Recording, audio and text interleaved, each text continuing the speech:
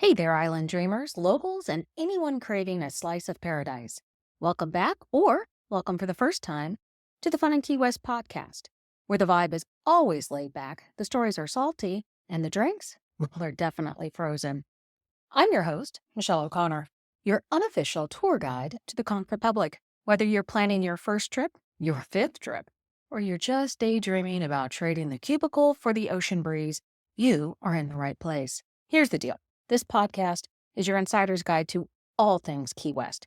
We're talking where to eat, hello, conch fritters and key lime pie, where to drink, spoiler alert, there will be rum, where to stay, and all the quirky, wonderful things that make Key West the one-of-a-kind paradise we all love. Plus, we'll keep you up to date on the latest happenings, festivals, events, maybe even the occasional Hemingway lookalike sighting. And just to keep things spicy, we'll be bringing on some amazing guests now and then, locals, business owners, and people who know the island like the back of their sandy hand. So grab your flip-flops, pour yourself a cold one, and let's escape to the island state of mind together, whether you're tuning in from your hammock or your commute, while wishing it was a hammock. We've got all the Key West goodness coming your way. Thanks for being here. It's going to be a lot of fun in Key West. Let's dive in. Welcome. Today, we are diving into the history of a place you have probably walked by a dozen times without realizing its incredible significance, the Key West Aquarium. This isn't just a spot to see sharks and sea turtles. It's where Key West's tourism story truly begins. So grab your curiosity, maybe a conch fritter or two, and let's wander back in time to explore how this little aquarium helped shape the Key West we know and love today. Welcome to Fun in Key West, where every day feels like a mini fest. Grab a drink, take it slow. We'll show you where the locals go. Food, fun, and stories to tell. Hidden gems you know so well. Your Key West experts here to say it's fun in Key West every day.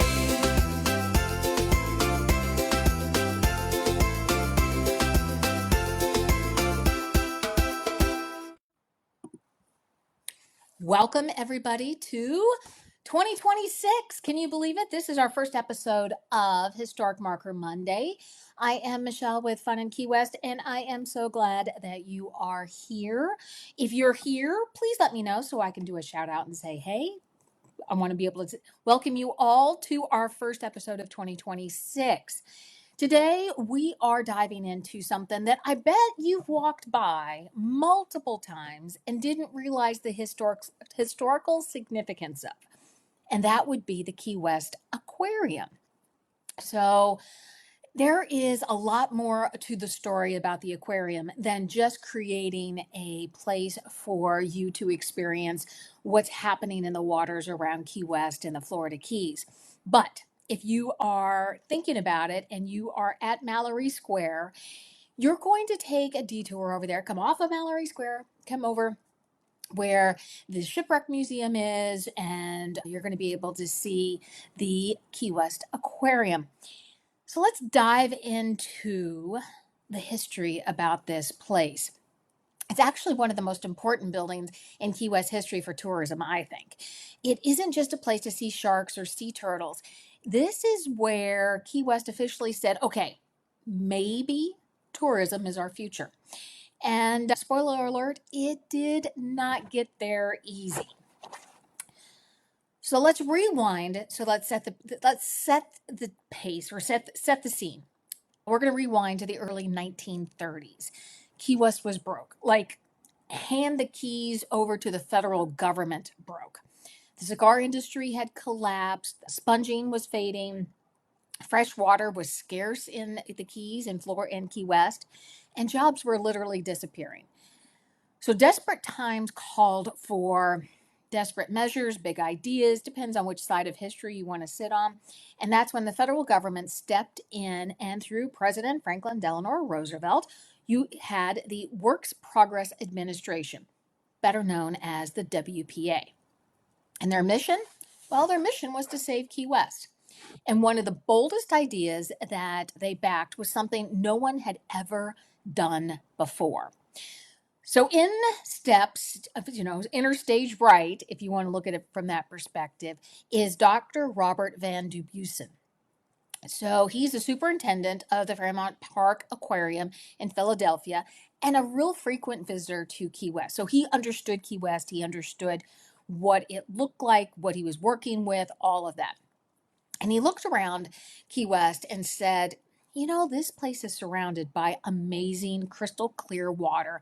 And he thought to himself, why are they not showing it off? And his idea was revolutionary for the time, an open air aquarium and garden. Think about it, an open air aquarium built right in Key West using local marine life, and not only as a tourist attraction to attract all those tourists in, but as a research center and a clearinghouse for subtropical sea creatures. The aquarium wouldn't just entertain visitors, it would sell Key West. So construction began in 1932, and they used a mix of concrete using the seawater around Key West because, as I mentioned earlier, fresh water was not really available during that time and it was very limited. So they used the seawater and mixed it into the concrete to make the part of the construction. That alone tells you how resourceful the people of Key West were and still are. So by the time the aquarium opened, February 17th, 1935, it was officially the first open-air aquarium in the United States. It was the first and largest aquarium of its kind in Florida, and most importantly, it was the first true tourist attraction in Key West. Admission back then in 1935 was 15 cents for an adult and 5 cents for kids. So Key West was ready for its tourism comeback. Well, what happened 7 months later? The Labor Day hurricane in 1935 hits Key West. And it's one of the strongest hurricanes ever to hit the U.S. It destroyed the overseas destroyed the overseas railroad, and which was at that time the only land route to Key West. So no railroad, that meant no tourists. And without tourists, the aquarium's grand plan collapsed almost overnight. From 1935 to 1947, the U.S. government stripped out all the exhibits, filled the tanks, and repurposed the aquarium building as a military gun range. And they used it up through World War II. And only in Key West, right? But there was a second life after World War II to this building. It was returned back to the city, and slowly the city began to bring it back to life as an aquarium. In the 1960s, a roof was added. So if you go to the aquarium today, it's sort of open, but there is a roof. And the reason why the roof was added, it helped control the algae that was starting to grow in those tanks because it's open air. And the lighting was improved, and the building began to evolve again. And by the late 1970s, the building was beginning to show its age, and it closed for a major restoration. Two Key West businessmen, Chris Belland and Ed Swift III, took on the challenge of rebuilding and expanding it from basically ground up. In 1982, the modern aquarium was then born. It reopened, not just as a tourism, but it was the backbone of the Keys economy. So a lot of the new features that in the 1982 version it had was an enhanced educational signage. So as you go through it, you're gonna learn a lot more about the waters around Key West and what you will find in those waters. You had upgraded animal habitats and the crown jewel, which is the Atlantic Shores exhibit. This is a massive 50,000 gallon exhibit, recreated a mangrove shoreline, and this then gave space to having sharks and sea turtles and tarpon and grouper and tropical fish and other large game fish. It's immersive, it's educational, and it finally fulfilled Dr. Van Dubuisson's original vision. Fast forward to October of 2005, you guessed it, another hurricane hits, and this is Hurricane Wilma. It hits Key West. The aquarium survives, but the rising water breached the shark tanks that face the Gulf of Mexico, and yes, some of the sharks escaped into the wild. which probably is one of the most Key West sentences I've ever said, right? But today, what do you see when you go to the aquarium? You're going to be able to see both the historic sections and there's nods back to the original structure, but you're also going to have some hands-on exhibits. You're going to be able to experience over 250 marine animals. You're going to be able to see sharks and stingrays and jellyfish and tropical fish and 4 of the 5 sea turtle species native to Florida. There's touch tanks so that you can explore sea stars and sea urchins and horseshoe crabs and, yes, the iconic queen conch. They also have live animal feedings and guided talks about sharks and turtles and conservation and educational programs that connect you to the Florida reef ecosystem. Two of the sea turtles that have been at the aquarium have prosthetic flippers. And so they are powerful ambassadors for marine conservation. So fast forward to 2023, there was another upgrade done to the aquarium. So if you haven't been by the aquarium lately, be sure to check it out. There's a new entry, and in that entryway, it features glass doors that are printed with a historic 1937 photograph. There's wooden gates modeled after the original entrance, and bifold windows and a fountain that brings you back to the present, brings the past to the present. So this is a reminder about the connection between the people, the sea, and the history. So why does the aquarium matter? And you're like, Michelle, why does this even matter? I think the aquarium represents a turning point. It's where Key West shifted from exporting goods to actually importing visitors. It's from survival to storytelling. It's from isolation to sparking curiosity.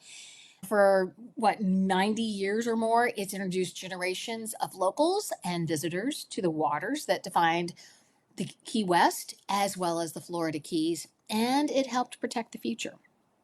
So the next time you're wandering around Mallory Square, head over to this historic marker. Believe it or not, the Key West Aquarium is a historic marker for the reasons we talked about. It was the first tourist attraction in Key West. It was built specifically to draw in tourists off of Flagler's Railroad. Unfortunately, that only lasted 7 months, and the hurricane of Labor Day 1935 destroyed that overseas railroad and stopped all of that tourism. But it still survived, and today you can wander through it and experience a aquarium that's a little different than probably some of the others that you're going to experience when you go to Disney or up into Tampa and over into Fort Lauderdale. These are going to be a little bit different. But I think it's a way to bridge the present and the past and really make and honor the past of Key West and welcome the new visitors to Key West. Let me know in the comments, have you been to the Key West Aquarium? Have you been there since the new update in 2023? It goes through, like a lot of things, a lot of evolution. But this is what we do on Mondays. We talk about those historic markers. I see a lot of people wandering through Key West and they don't realize whenever I'm stopping to take pictures of these historic markers and what's behind those markers, what's actually happening. And I talk about this in a past episode, had somebody stop me in Truman Annex and say, "What are you doing?" And I said, "I'm taking a picture of historic markers." And they went, "Oh, okay." And they came back and said, "Now what?" They had walked by them multiple times and didn't even realize what they were. So take a moment as you're wandering through Key West. And if you see one of those historical markers, take a moment to check it out, see what's happening. You can always learn more about this self-guided tour over at FunInKeyWest.com. Check out under what to do, and you can see the historical walking tour. And just to explore all those stops along the way, there's over 100. I think there's 120 that are still in Key West that you can check out. I am Michelle with Fun in Key West. I encourage you to head over not only to check out the historic walking tour, but check out our website and check out everything that we've got going on over there. Sign up for our newsletter that gets you a copy of our happy hour list and also gets you onto our weekly newsletter that lets you take a chance on a trivia question to go into a drawing. We draw a Key West surprise box every month. And the only way you can enter is to be signed up and send back a response on the trivia question, a correct answer. So I am Michelle. Like I said, thank you so much for joining me on our first episode of Historic Marker Monday for 2026.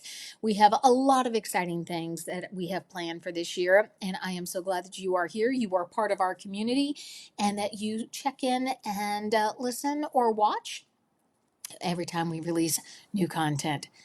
You guys have a great one. Thank you so much for joining. We'll talk to you later. Bye. Thank you for joining me today. We uncovered the incredible story of the Key West Aquarium, where tourism in Key West officially took its first dive into history. Next time you're wandering near Mallory Square, take a moment, soak up the history, and maybe even say hello to a sea turtle or two.